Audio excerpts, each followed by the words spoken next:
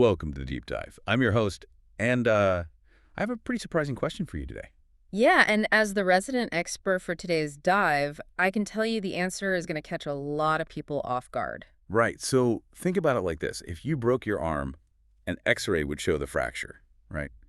Clear as day. Absolutely. Very straightforward. But what if I told you that the constant ringing in your ears, a condition that millions of women suffer from? What if that might not be an ear problem at all, but rather a hormonal one? It sounds wild when you first hear it, but the data is undeniable. Exactly. So today, our mission is to explore this invisible, fascinating link between menopause, hormonal shifts, and hearing changes. hmm Specifically, we're talking about tinnitus. Yeah, and we have a massive stack of sources to guide us through this today. We really do. We're pulling from, well, a wide array of stuff. We've got nationwide epidemiological studies out of South Korea and Taiwan, clinical reviews from top audiology journals, and insights from world-renowned neurotologists and menopause clinics. It's some incredibly dense medical data, for sure. It is, yeah. Yeah. But our goal is to extract those real aha moments for you. Yeah. We want you to understand exactly why this happens and how it, fundamentally shifts how we view the human auditory system. So, okay, let's unpack this. I love that. And to start, we really have to look at how it completely reframes the diagnostic landscape. Right, because typically we just treat the ear as a standalone thing, right? Exactly. Most people treat the ear as this isolated mechanical device, like just a microphone plugged into the side of the head. Yeah, hardware problem. Right. But reviewing this data reveals an organ that is deeply, deeply integrated with the endocrine system. Before we can even understand why menopause disrupts hearing, we must first establish how intertwined our ears and sex hormones actually are. And the sources point out something that just completely upends the traditional view of hearing. Like the entire human auditory and vestibular system is dimorphic. Which means it varies biologically by sex. It's a huge distinction. Yeah. And estrogen is the central player here. It's not just a reproductive hormone. It acts as a massive neuroprotectant for the ear itself. What's fascinating here is when you actually look at the cellular level. Inside the inner ear, specifically within the cochlea and the sclera vascularis. Wait, the sclera vascularis, that's like the battery pack for the ear, right? Yep, that's exactly it. It generates the electrical potential for hearing.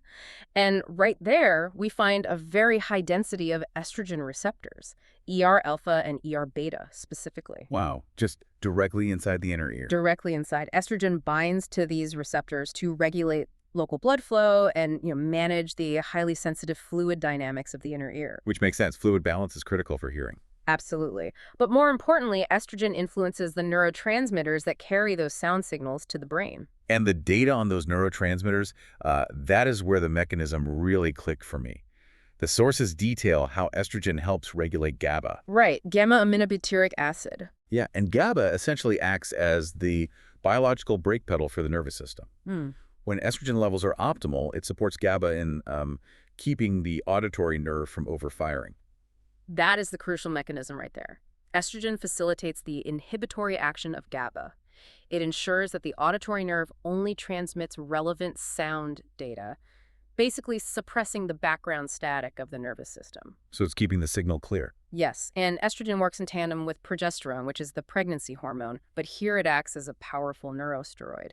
Progesterone also interacts with those GABA receptors to stabilize the neural pathways. So you have this complex, hormone-dependent ecosystem maintaining the fidelity of your hearing. Exactly, it's a delicate balance. So if the ear is a complex engine, estrogen acts like the high-grade oil, keeping the internal fluid pressure balanced, and the gears like those tiny hair cells running smoothly.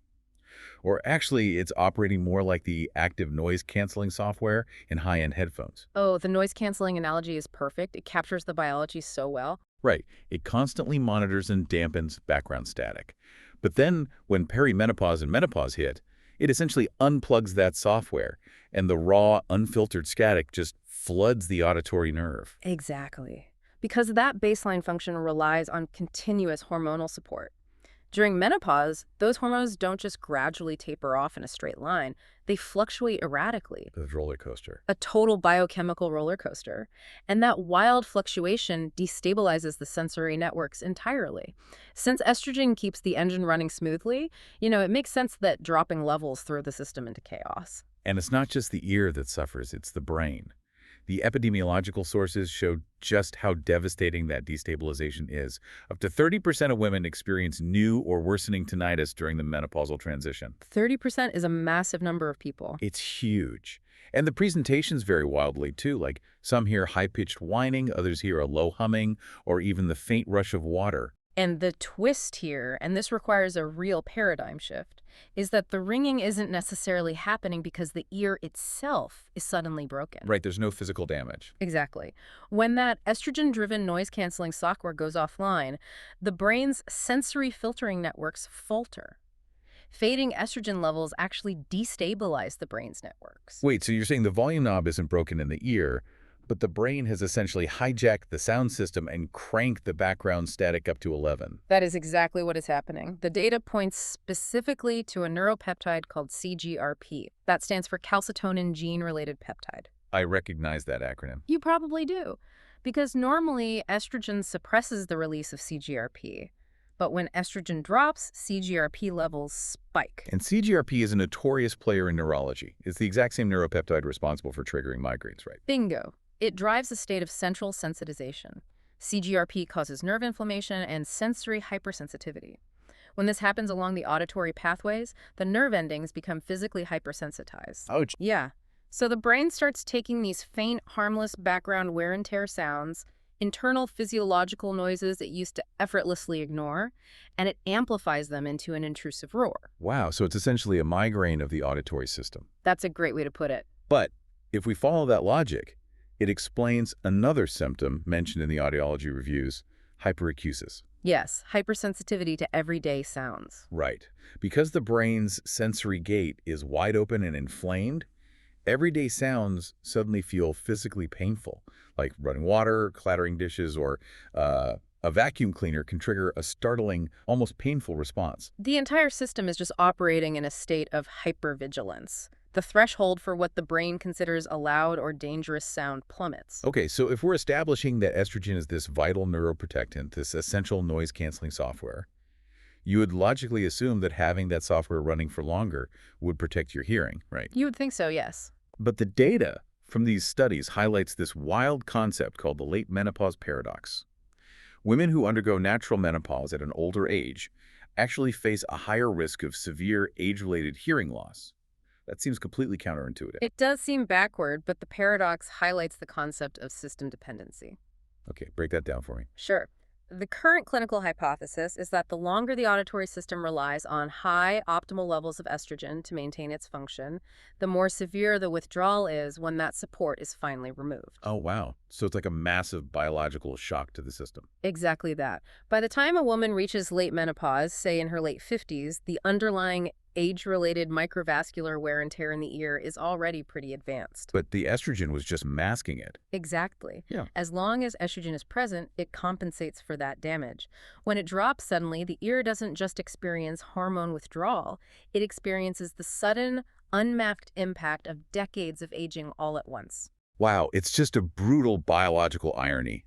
The very hormone that kept the auditory system functioning so well ends up making the withdrawal that much more destabilizing. And this destabilization doesn't exist in a vacuum. Understanding that tinnitus is a neurological hypersensitivity explains exactly why it becomes a self-feeding loop. Especially when you combine it with other classic menopause symptoms, right? Like insomnia and mood swings. Absolutely. Tinnitus inherently spikes at night. During the day, you have environmental noise, the hum of a refrigerator, traffic, people talking, which naturally masks the sound. But at night, the masking is gone. Right. In a quiet room without daytime noise, that internal ringing is just glaring, and this directly attacks your sleep architecture. And menopause is already destroying sleep architecture because melatonin production drops alongside estrogen. It's a perfect storm. So you're lying awake in the quiet, the tinnitus is roaring, and your sleep is fragmented. But the sources dive into the glymphatic system, showing that this insomnia isn't just frustrating, it's actively making the tinnitus biologically worse. Yes, let's trace that mechanism. The glymphatic system is basically the brain's macroscopic waste clearance system. Like taking out the trash. Exactly. During deep, slow-wave sleep, glial cells in the brain actually shrink. Wait, really? They physically shrink? That do. They shrink down to allow cerebrospinal fluid to wash through the brain tissue and clear out metabolic waste and neurotoxins. But when menopause and tinnitus disrupt that deep sleep, the clearance process stalls. So the neurotoxins just accumulate, Yes, leading directly to increased neuroinflammation. which feeds right back into the CGRP spike we talked about earlier. The lack of sleep creates the neurological inflammation that guarantees the ringing will be louder the next day. It's a vicious cycle, and the cascade goes even deeper into our neurochemistry when we look at serotonin. Estrogen decline deeply disrupts serotonin regulation. And serotonin is our primary mood-stabilizing neurotransmitter. Right. The drop in serotonin alters how the brain assigns emotional value to sensory input. The limbic system, which is the brain's emotional and threat detection center, becomes hyper-aroused. So it goes into fight or flight. Exactly. It stops perceiving the tinnitus as just a neutral internal sound and begins interpreting it as an active biological threat. So the brain literally processes this phantom noise, the same way it would process, like the sound of a predator in the bushes. The physiological response is identical. The perceived threat triggers the autonomic nervous system, flooding the bloodstream with cortisol. High cortisol then excites the nervous system, increases blood pressure, and amplifies the tinnitus even further. Creating more anxiety, more cortisol, and even less sleep. Here's where it gets really interesting, though. Because think about the reality for a woman in her late 40s or 50s navigating this. It's incredibly isolating. It has to be. She goes to an ENT or a primary care doctor. Her ears are ringing. She's exhausted. She's highly anxious. The doctor looks in her ear, conducts a standard audiogram that comes back relatively normal, and tells her, your hearing is fine. It's probably just stress. Try to relax. Which is the worst thing you can hear in that state. Right. She leaves feeling entirely dismissed, not realizing that her tinnitus, her terrible sleep, and her anxiety are all biologically linked by the exact same drop in estrogen, melatonin, and serotonin. If we connect this to the bigger picture, the clinical guidelines simply haven't caught up to the neuroendocrinology. The traditional medical model treats ears, brains, and hormones as completely separate silos. Which just leaves patients without a coherent diagnosis. So, if a lack of hormones is the root cause driving this devastating loop of ringing and sleeplessness, the logical next step is to ask, can we just replace the hormones to fix it? You'd think so, but the answer is surprisingly complicated. If we look at the epidemiological data on hormone replacement therapy, or HRT, and tinnitus, it is wildly contradictory. Yeah, let's break down those two major studies, because this is wild. Let's look at the South Korean study first. Okay, so the Korean National Health and Nutrition Examination Survey analyzed data from thousands of postmenopausal women. Their findings were stark. A longer duration of HRT use was significantly associated with an increased risk of developing tinnitus. Wait, increased. Yes, an odds ratio of 1.32, meaning women on long-term HRT had a 32% higher chance of reporting tinnitus compared to non-users. Wow. So that implies that putting the estrogen back into the system actually damages the auditory pathways. But then we cross-reference this with the Taiwanese study published in OncoTarget, and we get a completely different reality. Completely different. The researchers in Taiwan conducted a 10-year longitudinal study tracking tens of thousands of women.